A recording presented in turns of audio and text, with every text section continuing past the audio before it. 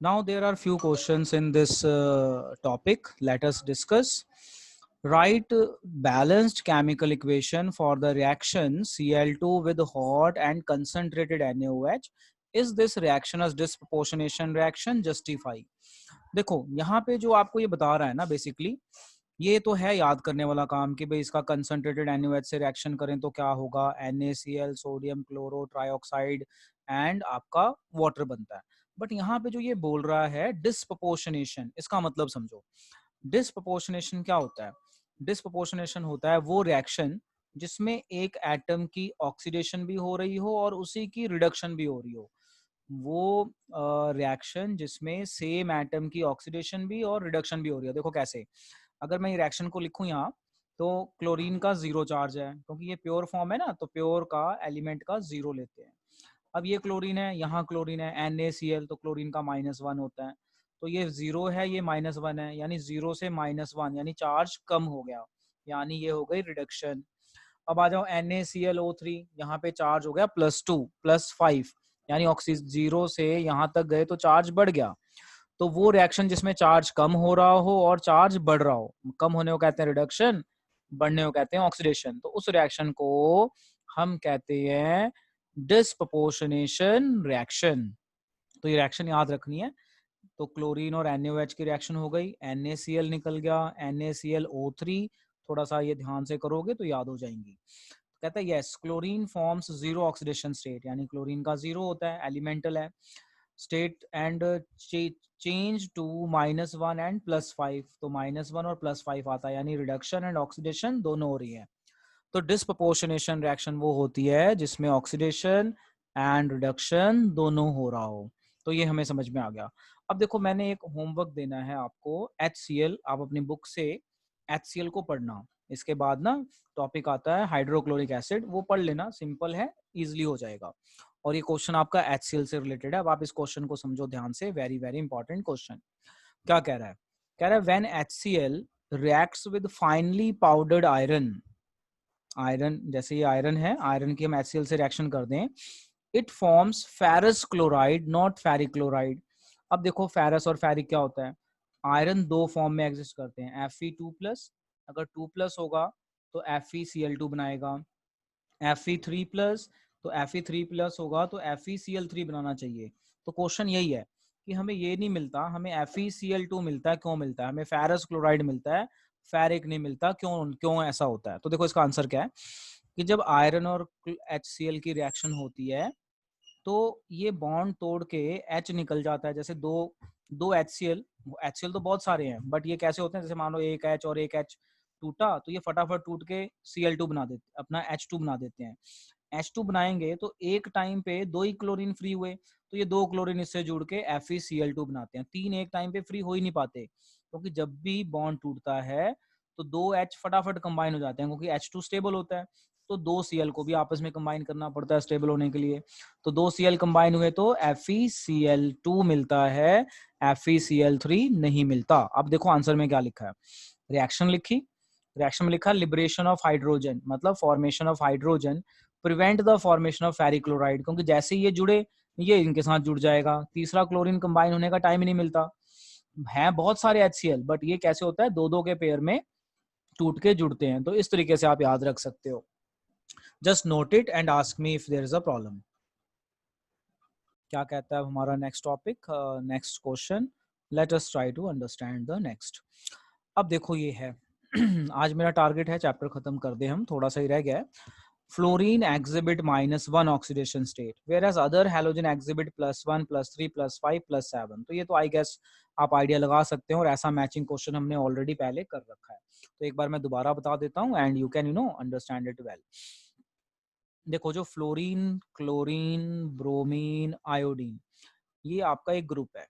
तो नीचे जाते हुए साइज बड़ा हो रहा है, तो सबसे छोटा हुआ फ्लोरीन का, सबसे छोटा हुआ तो ये 7 इलेक्ट्रॉन होते हैं, तो ये हमेशा एक गेन करने की टेंडेंसी है, तो वैलेंसी -1 रहेगी। But as you go down the group size बड़ा हो जाता है, साइज इंक्रीज। तो साइज इंक्रीज होगा, मान लो किसी चीज का साइज बड़ा होगा ना, तो वो गेन नहीं करेगा, वो इलेक्ट्रॉन लॉस कर सकता है। तो लॉस कर सकता है तो देखो -1 नहीं है, +1 +3 +5 +7, यानी 7 तक के इलेक्ट्रॉन लॉस हो सकते हैं। तो बस यही आंसर है कि fluorine exhibit -1 oxidation state whereas the other halogen exhibit this. What is the reason? Because fluorine has small size and no availability of d orbital, whereas as we go down the group size increases and d orbitals are also present. As a result down the group oxidation number increases. बस और कुछ भी नहीं, simple इस तरीके से लिख सकते हो। Fluorine is most electronegative element and cannot exhibit any positive oxidation, क्योंकि छोटा है तो वो गेन लॉस तो कर ही नहीं सकता, गेन करने की कोशिश करेगा। And other halogens have d orbital and bigger size and can expand, expand मतलब can show positive oxidation state. So this type of question we have already done. अब एक ये वाला देखो, अब जैसे ऑक्सो एसिड्स ऑफ क्लोरीन है, जैसे HOCl, तो ये ऑक्सो एसिड ऑफ क्लोरीन है। HOClO, HO2Cl बोल दो इसको। तो ये अलग अलग तरह के ऑक्सो एसिड हैं। जैसे हाइपोक्लोरस एसिड HOCl होता है, क्लोरस एसिड HO2Cl हो गया आपका, HClO2 बोल दो इसको। इसको हम सही से ऐसे लिख सकते हैं HClO2 chlorous acid.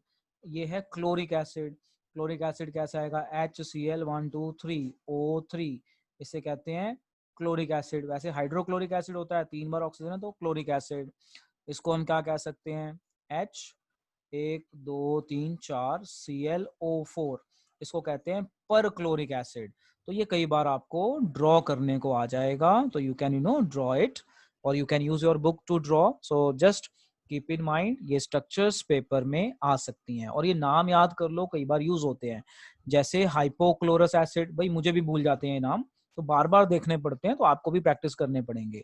Chlorous acid HClO2, chloric acid, रिक मतलब 3 हो गया ना, जैसे फेरस कराया था तो रस में 2, ऐसे याद रख लो ना शॉर्टकट। फेरस बताया था फेरस 2, फेरिक फेरिक में बताया था 3, तो रिक आ जाए तो 3, पर क्लोरिक आ जाए पर क्लोरिक 4 कर लेना।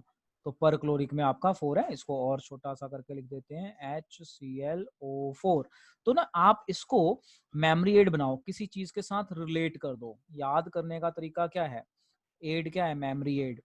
मेमोरी एड है जो भी आप फॉर्मूला पढ़ते हो या आंसर पढ़ते हो उसको किसी चीज के साथ रिलेट कर दो। तो रिलेट कर दोगे तो लॉन्ग ड्यूरेशन के लिए आपको चीजें याद हो जाएंगी फॉर लॉन्ग ड्यूरेशन। जैसे मैंने अभी बताया, जैसे रस बताया तो रस होता है 2, रिक फेरिक 3, पर क्लोरिक 4। तो आई होप ये आपको अभी याद हो गया होगा, आई होप सो। और स्ट्रक्चर तो आसान है, कोई दिक्कत ही नहीं है। अब आता है हमारा very interesting question, deduce the molecular formula of BRF3 on the basis of valence shell electron pair repulsion theory। तो ये ना हमने ऑलरेडी 11th में पढ़ा हुआ है, तो ये उसी की रिपीट आ गई। हमने देखो 11th में क्या पढ़ा हुआ है कि अगर सेंटर एटम 2 बॉन्ड बनाए और एक लोन पेयर हो AB2E टाइप, तो इसकी शेप ट्राइगोनल प्लेनर होनी चाहिए, बट लोन पेयर होने के कारण ये बन जाता था बेंट। तो ये मैं थोड़ा सा +1 याद करा रहा हूँ, हमने +1 में पूरे का पूरा ऐसा टेबल याद किया हुआ है। तो अब ये कौन से टाइप में आएगा, देखो ये 2 लोन पेयर हैं तो ये टाइप में आएगा AB3E2। AB3E2 का मतलब है 5, 3 और 2 5। 5 का मतलब जो हमारा सेंटर एटम है ये 5 बॉन्ड बनाएगा, 5 बॉन्ड बनाएगा सेंटर एटम। बट 2 3 जगह तो एटम आ जाते हैं, बट 2 जगह लोन पेयर रह जाते हैं। लोन पेयर रहने से ये सीसॉ जैसी स्ट्रक्चर बन गई। इसको अगर मैं ऐसे टेढ़ा कर दूं तो आप देखो ये आपकी सीसॉ नहीं टी शेप बन जाएगा, टी शेप। ये मॉलिक्यूल ऐसे टी शेप बन जाएगा, 2 लोन पेयर बच गए तो ये टी शेप बन गया। तो ये बिल्कुल +1 का कंसेप्ट यूज हुआ है जो आपने +1 में पढ़ा और कुछ भी नया नहीं है यहाँ पे। तो क्वेश्चन कह रहा है deduce the molecular shape of BRF3। तो हमने +1 में ऑलरेडी पढ़ा हुआ है शेप कैसे होती है। अगर सेंटर एटम 2 बॉन्ड बनाए, 3 बॉन्ड बनाए, 4 बॉन्ड बनाए टेट्राहेड्रल, अगर लोन पेयर आ जाए तो पिरामिडल, इस तरह से हो जाता है। तो AB2E band shape, AB3E2 2 lone pair और 3 बॉन्ड, तो 5 हो गया।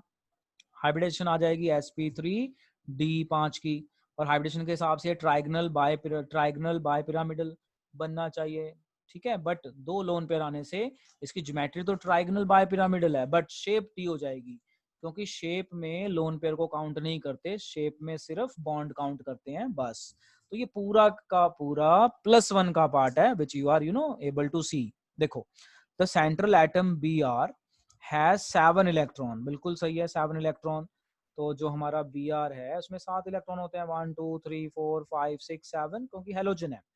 these 3 of these will form electron pair, इसमें से 3 बॉन्ड बना लेते हैं, है ना, 2 लोन पेयर बच जाते हैं, तो टी शेप आ गई। thus there are 3 bond pair and 2 lone pair, बिल्कुल 1 2 3, 3 बॉन्ड और 2 लोन पेयर, यहाँ पे भी दिख रहा है। According to valence shell theory these will occupy, मतलब वैलेंस शेल मतलब 11th आ गया, अगर आपको ये रिवाइज नहीं है तो कर लेना। the corners of the bipyramidal, the 2 lone pair will occupy the equatorial position, इसे equatorial position कहते हैं, ये जहाँ पे ये triangle form में। lone pair repulsion which are greater than the bond pair repulsion. In addition, the axial fluorine atoms will bend towards the equatorial. Actually ये repel करेंगी, तो ये जो bond है ये यहाँ से repel करेगी, तो यहाँ से टेढ़ा हो जाएगा bond, ये यहाँ से टेढ़ा हो जाएगा, और इनके आपस में repulsion होती है। तो ये भी हमने पढ़ा हुआ है, lone pair repulsions are much greater than lone pair and bond pair repulsions। तो ये हमने ऑलरेडी पढ़ी हुई है चीज। तो ये पूरा +1 का है, और देखो एंड में बता भी रहा है कि टी शेप आ जाता है। तो बस आपने यही स्टोरी लिखनी है और कुछ नहीं लिखना, इसको पढ़ लेना है और स्टोरी लिख लेनी है, कुछ भी नहीं है। And you can open your book और वहां से भी आप इसे बड़े आराम से कर सकते हैं, इट इज ईजी। देखो मान लो पेपर में आ गया तो कैसे लिखोगे, इतनी लंबी थ्योरी ना लिखना, आप ऐसे लिखो, इन BrF3 the belongs to AB3E2 type, hybridization is sp3d, and its expected shape is trigonal bipyramidal, but because of 2 lone pairs it has a T shaped structure। बस इतना लिख के छोड़ दो। तो ये मेरी ऑडियो रिकॉर्ड हो गई है, जब मैं भेजूंगा यू कैन कॉपी इट।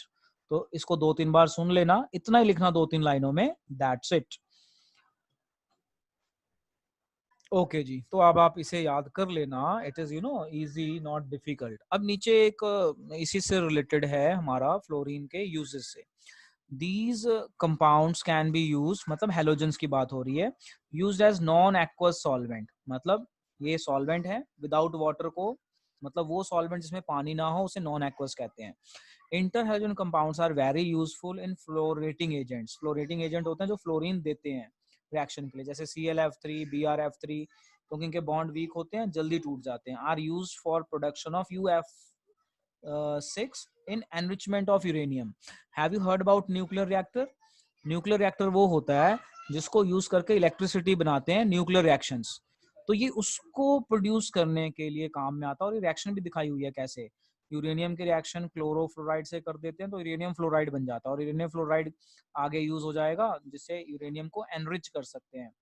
ठीक है जी, मतलब यूरेनियम बना सकते हैं और ऑब्टेन कर सकते हैं। तो इस तरीके से आप इसे समझ सकते हैं।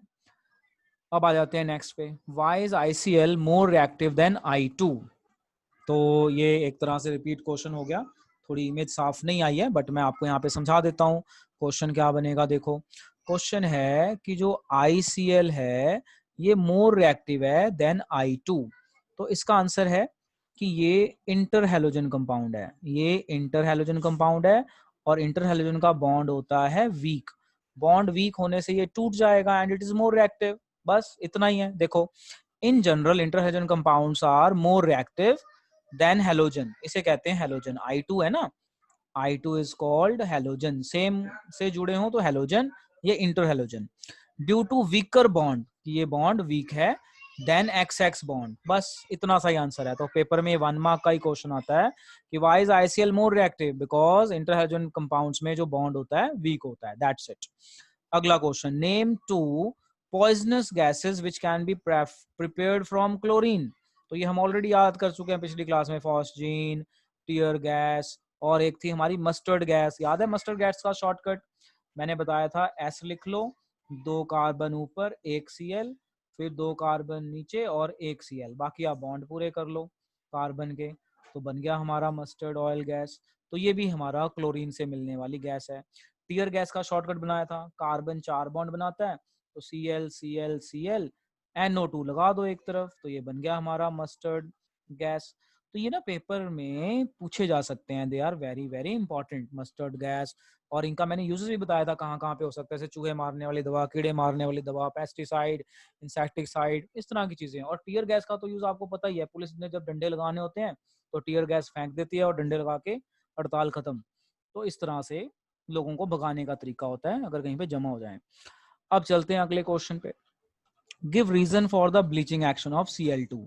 तो ये भी हमने पढ़ा था कि जब आप क्लोरीन की रिएक्शन वाटर से कर देते हो, तो वो सब्जी मंडी में जो वाइट कर लेते हैं सब्जियों को, तो क्या होगा, HCl बनेगा, साथ में नेसेंट ऑक्सीजन बनेगी। नेसेंट ऑक्सीजन की कलर्ड वेजिटेबल से रिएक्शन करवा दो तो ये हो जाएगी कलरलेस, मतलब वाइट हो जाएगी, कलरलेस। कलरलेस हो जाएगी सब्जी, यानी आपकी काली सब्जी, कलर्ड सब्जी आपकी कलरलेस हो जाएगी, काली सी। तो ये है। तो देखो, क्लोरीन और वाटर की रिएक्शन होगी तो हमें नेसेंट ऑक्सीजन मिलेगा, HCl&O। ये वाली रिएक्शन लिखने की जरूरत नहीं है, डायरेक्ट आप ये लिख दो। तो जो नेसेंट ऑक्सीजन है ये कलर्ड सब्सटेंस से कंबाइन होके उसे कलरलेस बना देगा। That's it. तो आप इस तरीके से याद कर सकते हो। तो ये हमने ऑलरेडी बेटा थ्योरी करते हुए इसको कवर भी किया हुआ है। अब देखो हमारा नेक्स्ट क्वेश्चन जो आ रहा है, वेरी इंपॉर्टेंट, जरा समझो क्वेश्चन। कहता है arrange the following in the order of property indicated each set, property indicated each set increasing bond dissociation. अब रिकॉल करो, F2 chlorine chlorine, bromine bromine and iodine iodine. तो ये तो सबसे वीक होता है क्योंकि इसमें रिपल्शन हो जाती है, सबसे वीक है। इसको निकाल दो बाहर, तो इसको बाहर निकाल दें तो ये वीक हो जाएगा सबसे, और ये होगा सबसे स्ट्रॉन्ग। तो ये तो सबसे वीक है। तो देखो ऑर्डर कैसे बना, I2 F2 BrCl। ये जो I2 है ना, ये जो आपका फ्लोरीन है, फ्लोरीन तो इसलिए वीक है कि इसकी इंटर इलेक्ट्रॉनिक रिपल्शन हो जाती है, तो इसको हमने साइड कर दिया। अब इन तीनों को लिख लिया हमने, इन तीनों में तो सब जैसे साइज बढ़ेगा तो बॉन्ड वीक हो जाएगा। तो सबसे वीक हुआ हमारा I2, फिर हमारा वीक हुआ हमारा स्ट्रॉन्ग हुआ Br2, फिर हमारा स्ट्रॉन्ग हुआ Cl2। अब इसके बीच में फ्लोरीन को डाल दिया यहाँ पे। क्यों डाल दिया, क्योंकि ये वीक होता है बट इससे स्ट्रॉन्ग होता है, आयोडीन से स्ट्रॉन्ग होता है, क्योंकि आयोडीन का साइज बड़ा है, इसका छोटा है, तो इसको छोटे साइज से एडवांटेज मिल जाता है, ये बीच में आ जाता है। तो जनरली पेपर में ये वाला क्वेश्चन आता है और बच्चे गलत कर देते हैं। कैसे गलत करते हैं, वो ये वाली सीक्वेंस भूल जाते हैं बच्चे ना, पेपर में ऐसे लिखाते हैं F2 I2 Br2 and Cl2। तो ये ऑर्डर गलत हो गया। अगर इसे निकाल दें तो ऑर्डर सही है, बट है क्या कि फ्लोरीन में रिपल्शन हो जाती है, बट साइज तो छोटा है ना, तो साइज छोटा होने के कारण इससे थोड़ा ज्यादा ही रहता है, बहुत कम नहीं हो जाता, आयोडीन से थोड़ा ज्यादा रहता है। तो आयोडीन का सबसे कम, फ्लोरीन का उससे थोड़ा ज्यादा। नोट कर लेना बेटा, समझ लेना, very very important, very important. तो होपफुली आपको समझ में आ रहा होगा। अगर कहीं दिक्कत आए तो बेटा पूछ लो साथ के साथ, क्योंकि इसको समझना जरूरी है। जो मैंने कंसेप्ट बताया वेरी वेरी इंपॉर्टेंट, तो keep this concept in your mind. अगला question, HF HCl HBr HI increasing acidic strength. तो देखो फ्लोरीन क्लोरीन ब्रोमीन आयोडीन, नीचे गए तो साइज बड़ा हो गया, नीचे गए तो साइज बड़ा हो गया, यानी HF में साइज छोटा है, HCl में साइज बड़ा है, HBr में और बड़ा हो गया, और HI में और बड़ा हो गया। तो साइज बड़ा होने से बॉन्ड वीक हो जाता है, तो बॉन्ड वीक हो गया तो ऑर्डर भी इसका उल्टा कह रहा है ना, इंक्रीजिंग एसिडिक स्ट्रेंथ। तो एसिडिक स्ट्रेंथ मतलब जो जल्दी टूट जाएगा वो मोर एसिडिक है। तो नीचे जाते हुए बॉन्ड वीक हो रहा है, नीचे जाते हुए बॉन्ड वीक हो रहा है। तो बॉन्ड वीक हो रहा है तो एसिडिक करैक्टर बढ़ रहा है, क्योंकि बॉन्ड वीक हो रहा है तो जल्दी टूटेगा, जल्दी टूटेगा तो जल्दी H+ बनेगा, जल्दी H+ बनेगा, तो ये सबसे ज्यादा एसिडिक हुआ और ये लेस एसिडिक हुआ HF, क्योंकि इसका बॉन्ड जल्दी टूटेगा नहीं। आगे बात समझ में। As we go down the group, तो साइज बड़ा हो रहा है हेलोजन का, तो हेलोजन का साइज बड़ा है, हाइड्रोजन का छोटा है, तो बॉन्ड जल्दी टूटेगा, जल्दी टूटेगा तो एसिडिक करैक्टर ज्यादा। तो सबसे ज्यादा एसिडिक कौन सा, HI, और सबसे कम कौन सा, HF। तो नीचे जाते हुए एसिडिक करैक्टर बढ़ गया, बिल्कुल वही ऑर्डर लिख दिया हमने। ठीक है, आ गया समझ में। अब देखो अगला, NH3 PH3 ASH3 SbH3 and bismuth increasing basic strength. अब ये वाला तो आप खुद भी सोच सकते हो, क्योंकि जब आप नीचे जाओगे तो साइज बड़ा हो जाएगा, नाइट्रोजन का छोटा, बी का बड़ा। जिसका साइज बड़ा होता है ना वो इलेक्ट्रॉन डोनेट नहीं कर पाता, तो अगर इलेक्ट्रॉन डोनेट ही नहीं कर पाएगा साइज बड़ा होने के कारण, तो ये लेस बेसिक हो गया। तो सबसे ज्यादा बेसिक कौन सा हुआ, NH3, क्योंकि साइज बड़ा होने से इलेक्ट्रॉन फैल जाएगा, इलेक्ट्रॉन फैल जाएगा तो अवेलेबल नहीं होएगा, वो अवेलेबल ही नहीं होएगा। इसको ना ऐसे समझ लो, जैसे किसी का साइज छोटा है, तो साइज छोटा है तो इलेक्ट्रॉन कम एरिया में स्प्रेड है। अब किसी का साइज बड़ा है तो इलेक्ट्रॉन दूर दूर है, तो दूर दूर होने से इनमें रिपल्शन कम होगी, रिपल्शन कम होगी तो ये डोनेट नहीं हो पाएंगे। यहाँ पास पास हैं, रिपल्शन होगी, रिपल्शन होने से ये डोनेट हो सकते हैं। तो ये चीज आप ध्यान में रखना कि डाउन द ग्रुप साइज बड़ा हो रहा है, साइज बड़ा होने से इलेक्ट्रॉन डिस्ट्रीब्यूट हो जाता है थ्रू आउट, तो वो डोनेट नहीं हो पाता, दूर दूर चला जाता है ना, तो डोनेट नहीं हो पाता। यहाँ पे डोनेशन इजी है। So these 4 questions I guess you are able to understand. अब मुझे ये बताओ, पुष्पित समझ में आ गया सारा? पुष्पित? Yes sir. तो इनको ध्यान से कर लेना ये सारे क्वेश्चन। और इसमें जो सबसे इंपॉर्टेंट क्वेश्चन है, जहां पे बच्चे गड़बड़ करते हैं, वो ये वाला क्वेश्चन है, ये वाला जहां पे मैंने टिक मारा है, वेरी वेरी इंपॉर्टेंट। क्योंकि बाकी क्वेश्चन में सीक्वेंस वैसी ही चल रही है जैसा आप सोच रहे हो, but fluorine, chlorine, bromine, iodine में सीक्वेंस जैसा सोच रहे हो वैसा नहीं है, उसके साथ में कुछ एडिशन थी कि फ्लोरीन में रिपल्शन हो जाती है, तो ये आयोडीन से बाद में आता है, और सबसे कम आयोडीन की होती है बिकॉज ऑफ साइज। आगे चलते हैं। अब हमारा अगला क्वेश्चन है, explain why in spite of nearly same electron activity oxygen form hydrogen bonding while chlorine does not. मैं इसका आंसर नहीं पढ़ूंगा, मैं ऐसे समझाऊंगा, आप पढ़ लेना, समझ में आ जाएगा। कहते हैं explain why in spite of nearly same electron activity of oxygen and hydrogen bonding and chlorine does not. देखो, उस से टेपो, ठीक है, तो ये रहा ऑक्सीजन और fluorine, chlorine, bromine, iodine. In spite of same electron activity, oxygen form hydrogen bond and chlorine does not. अब आप जरा इनको कंपेयर करो, क्या फर्क है? As you go down the group, size क्या हो रहा है? बड़ा, यानी ऑक्सीजन का साइज हुआ छोटा, साइज स्मॉल, और इसमें डी ऑर्बिटल भी नहीं है। क्लोरीन का साइज हुआ बड़ा और इसमें डी ऑर्बिटल भी होता है। बस मिल गया आंसर। जिसका साइज छोटा होगा और डी ऑर्बिटल नहीं है, तो इलेक्ट्रोनेगेटिविटी ज्यादा है, वो हाइड्रोजन बॉन्ड बना सकता है। वो क्या बना सकता है? हाइड्रोजन बॉन्ड बना सकता है। साइज बड़ा होने से ये हाइड्रोजन बॉन्डिंग नहीं बनाएगा, या बहुत वीक बनाएगा, नहीं बनाएगा या फिर बहुत वीक बनाएगा। लो जी देखो, although oxygen and chlorine have about the same activity, मतलब दोनों की एक्टिविटी सेम है, electron activity, but size difference है। येट देयर एटॉमिक साइज, अच्छा वैल्यू याद कर लो तो अच्छी बात है, ना करो तो कोई बात नहीं, मच डिफरेंट, क्योंकि एक का साइज छोटा एक का बड़ा, तो साइज ये याद ही ना करो। इसकी जगह बोलो ऑक्सीजन का छोटा साइज है और क्लोरीन का बड़ा है। दस इलेक्ट्रॉन डेंसिटी पर volume oxygen atom is much, मतलब यहाँ पे इलेक्ट्रॉन डेंसिटी ज्यादा है, यानी खींचने की पावर ज्यादा, than chlorine atom. Hence, oxygen form hydrogen bond while chlorine does not, though both have approximately same activity. ये लो जी, ये लो जी। So I hope it is clear. अब देखो, समझा तो रहा हूँ, समझाने के बाद पेपर में कैसे लिखना है, तो इस चीज को रिप्रोड्यूस करना बहुत जरूरी है। जो आपको बताया है उसको रिकॉल करना, और रिकॉल करने के बाद उसको प्रॉपर तरीके से लिखना बहुत बहुत जरूरी है। तो हमें ये वाला टॉपिक भी समझ में आ जाता है। अब हम चलते हैं अपने नेक्स्ट क्वेश्चन पे और इसे समझते हैं। तो अब हम नियर अराउंड एंड पे ही हैं। Why are halogen strong oxidising agent? अब रिकॉल करो, मैंने ऑक्सीडाइजिंग एजेंट समझाया था शुरू में ही, जब चैप्टर शुरू किया था, तो एक बार मैं बताता हूँ दोबारा, फिर मैं समझाता हूँ। ऑक्सीडाइजिंग एजेंट वो होता है जो दूसरों को इलेक्ट्रॉन दे, मतलब नहीं, जो दूसरों को ऑक्सीडाइज करे। क्या करे? ऑक्सीडाइज। ऑक्सीडाइज मतलब इलेक्ट्रॉन उनके खींच ले, इलेक्ट्रॉन लॉस करवाए दूसरे से और खुद इलेक्ट्रॉन गेन करे। ऑक्सीडाइजिंग एजेंट वो चीजें होती हैं जो दूसरे से इलेक्ट्रॉन ले, मतलब ऑक्सीडाइज करे, और खुद इलेक्ट्रॉन गेन कर ले, मतलब खुद की रिडक्शन करे, दूसरों को ऑक्सीडाइज करे। तो ऑक्सीडाइज इलेक्ट्रॉन की टर्म में क्या होता है? इलेक्ट्रॉन लॉस करवाना दूसरे का, ऑक्सीडाइज करे दूसरे को, यानी इलेक्ट्रॉन लॉस फ्रॉम अदर्स। अब देखो answer, why are halogen strong oxidising agent? तो देखो, जो हेलोजन है ना, उनका साइज होता है छोटा, यहाँ मैं एक्स लिख देता हूँ, एक्स, हेलोजन होते हैं एक्स, और हेलोजन का साइज होता है छोटा।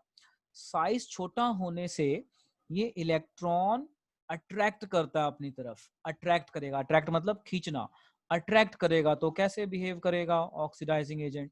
अट्रैक्ट करना मतलब खुद की रिडक्शन और दूसरे की ऑक्सीडेशन। तो बस ये एक्स मतलब हेलोजन।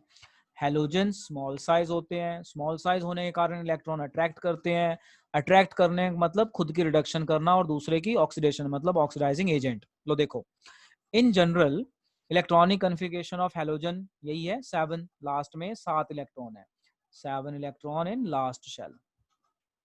तो 7 है तो ये खींचने की कोशिश करेगा ना, लॉस तो करेगा ही नहीं, तो खींचेगा तो अट्रैक्ट मतलब oxidising agent. So it will easily accept one electron to fulfill its shell. This easily acceptance of electron make halogen strong oxidizing agent. तो आई होप अभी आपको ये बिल्कुल अच्छे से समझ में आ गया होगा। ऑक्सीडाइजिंग एजेंट वो होता है जो इलेक्ट्रॉन किसी का लॉस करवा ले, मतलब खुद खींच ले इलेक्ट्रॉन। तो हेलोजन का छोटा साइज है, लास्ट शेल में 7 इलेक्ट्रॉन है, तो उसने एक गेन करना ही करना है, तो गेन करता है, तो गेन करेगा तो खुद के 8 हो जाएंगे, दूसरे की ऑक्सीडेशन हो जाएगी। फिर से पढ़ता हूं, समझ लो। It will easily accept 1 electron to fulfil its shell. This easily acceptance of electron make halogen strong oxidising agent. तो आई होप आपको ये समझ में आ गया होगा।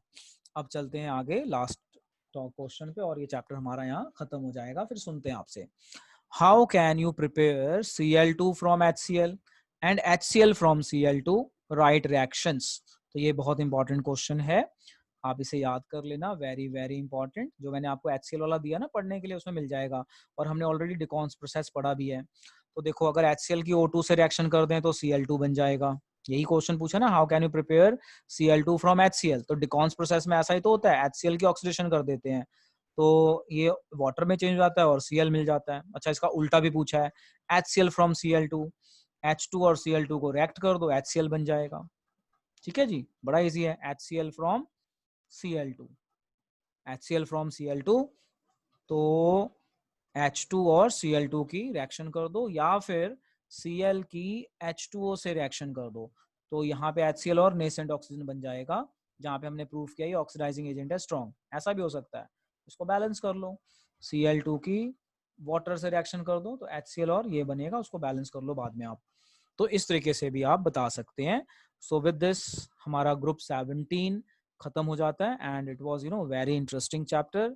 अब आप इसे अच्छे से याद करेंगे और इसकी प्रैक्टिस करेंगे।